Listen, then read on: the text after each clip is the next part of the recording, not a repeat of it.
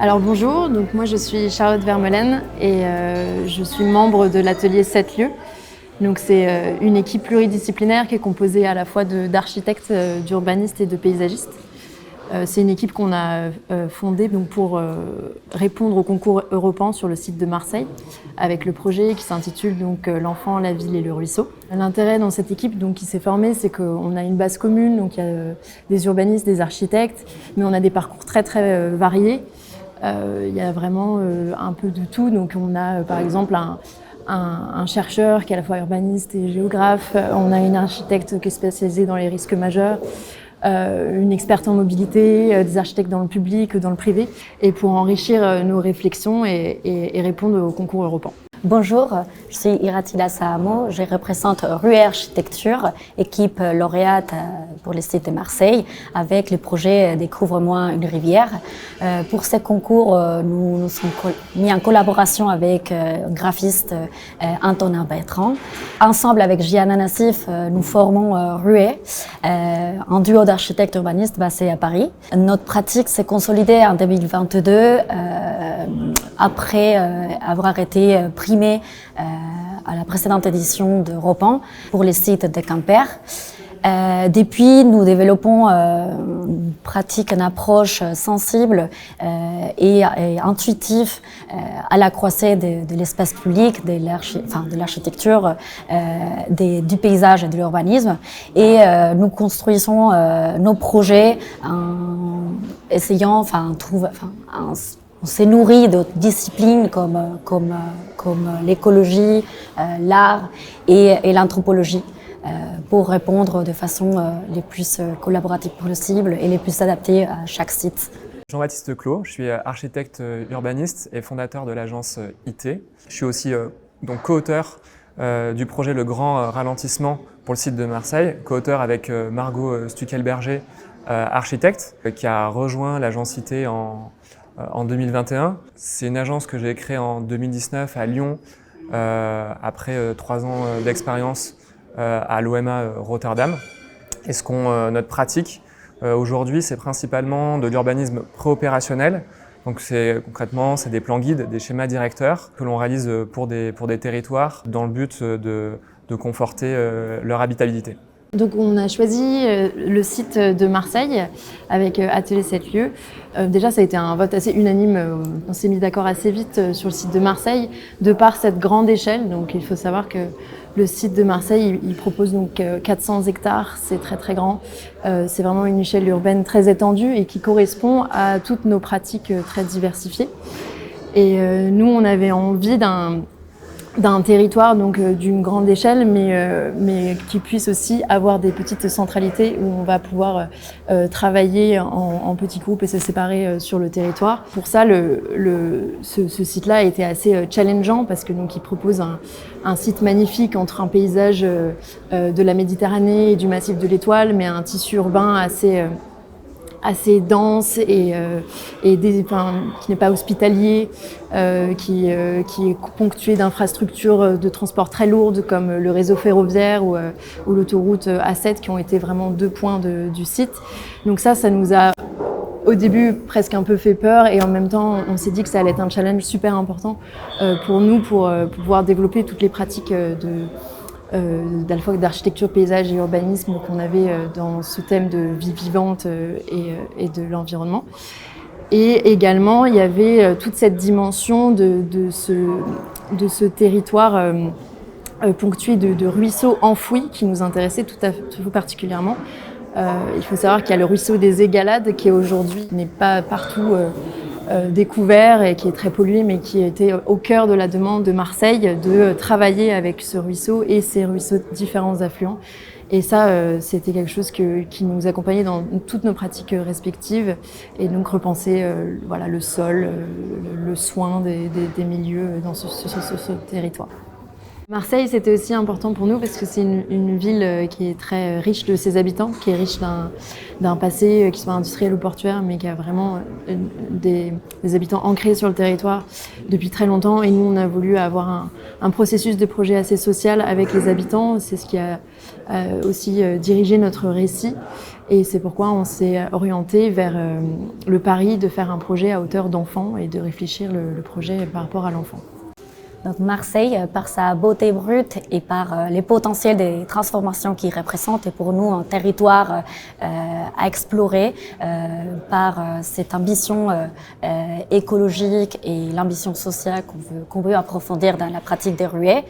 Et en parallèle à ça, il y a la dimension de l'eau, la présence de l'eau dans ces territoires qui est très fortement marquée et façonnée par ces ruisseaux qui à la fois réunis, mais qui aussi a disparu au fil du temps. Donc la thématique de l'eau, c'est une thématique qu'on avait envie de creuser dans cette session d'Europe 1. On voulait explorer ces multiples dimensions dont l'eau comme source de vie, mais l'eau aussi comme bien commun, comme élément du commun.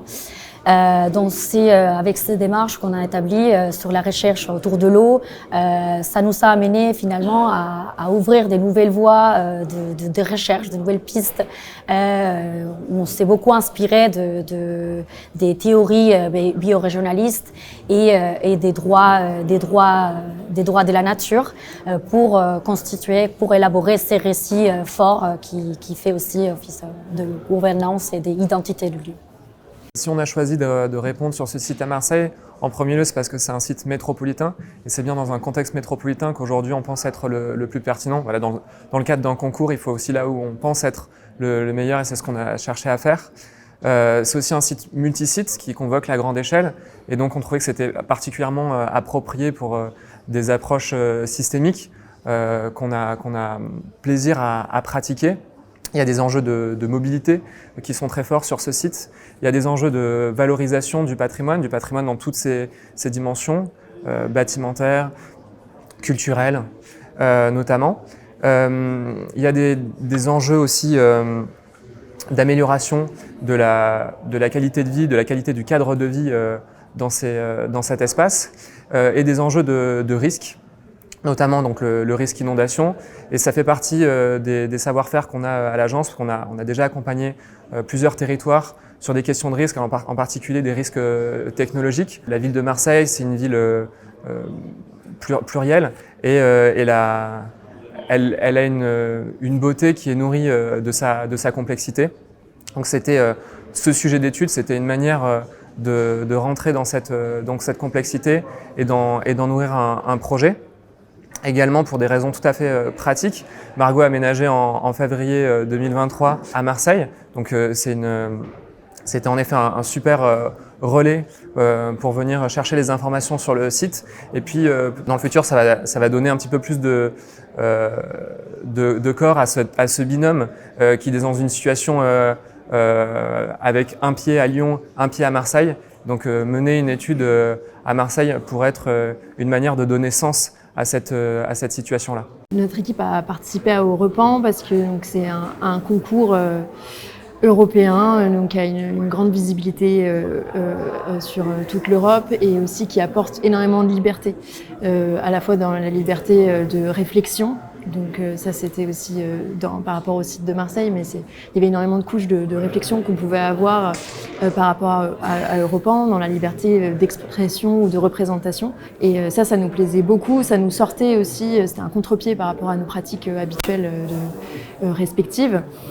Et de plus, c'était un thème de Europe 1 qui nous touchait tout particulièrement, c'était donc le thème des villes vivantes. Pour nous, c'était très important de se recentrer aussi sur ces sujets-là, donc de prendre soin des milieux habitants et des milieux vivants, toutes ces questions environnementales.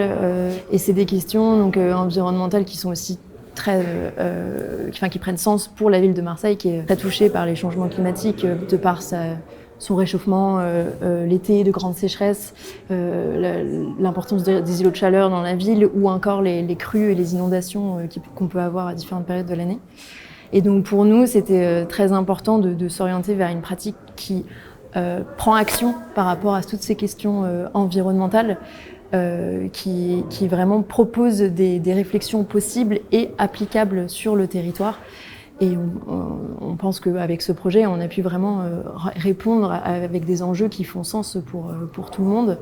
Et c'était d'avoir l'opportunité de travailler là-dessus, main dans la main avec les collectivités communes de la ville de Marseille, mais aussi les acteurs locaux, associatifs qui sont très présents, et de construire, de repenser avec eux dans tout ce processus de transformation le futur de la ville de Marseille.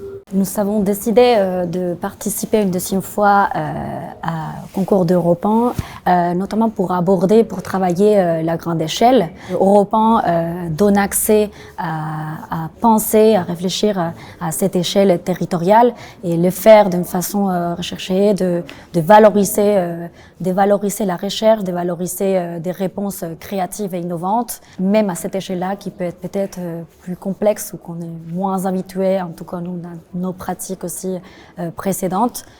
Donc il y a cette dimension stratégie territoriale.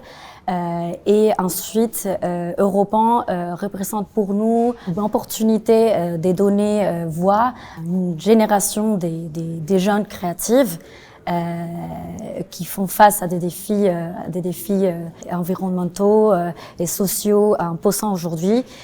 Donc on a senti un peu cette pouvoir de s'exprimer, ce pouvoir aussi par la réflexion, par notre approche d'apporter des réponses et de sentir qu'ils sont valorisés, qu'ils sont débattus au cours de journées aussi comme telle qui a été organisée aujourd'hui, la mise en commun de nos projets et les relations à établir avec les acteurs de ville. Et donc nous, on fait partie avec Rué de ces générations des jeunes créatifs et on les représente de façon, en tant que femmes architectes aussi. Donc on a un peu envie de porter un regard sensible, un regard humble aussi, mais aussi puissant pour justement donner réponse à ces nouveaux défis. Et enfin, Europan est un espace, une plateforme qui permet de renouveler cette pensée, qui permet de faire laboratoire, de faire débat. Europan, c'est pour nous une vitrine incroyable pour exposer notre savoir-faire d'architectes, urbanistes, professionnels de l'aménagement du territoire. En fait, les questions ouvertes qui sont posées à travers Europan, en fait, ce sont autant d'opportunités que de concevoir des projets en fait manifestes qui permettent d'afficher nos centres de recherche, les recherches qu'on peut mener à l'agence, qui permettent d'afficher les valeurs, et puis aussi de prendre confiance, de voir que la réflexion, les directions dans lesquelles on tend sont en effet confirmées par un intérêt du jury, un intérêt d'un territoire. Donc en ce sens-là, ça permet à nous en tant qu'agence à prendre confiance sur la pertinence de notre travail. Europan, c'est l'opportunité d'initier une rencontre avec une maîtrise d'ouvrage. On espère qu'en effet cette rencontre puisse se concrétiser sur le territoire par des réalisations ou des études.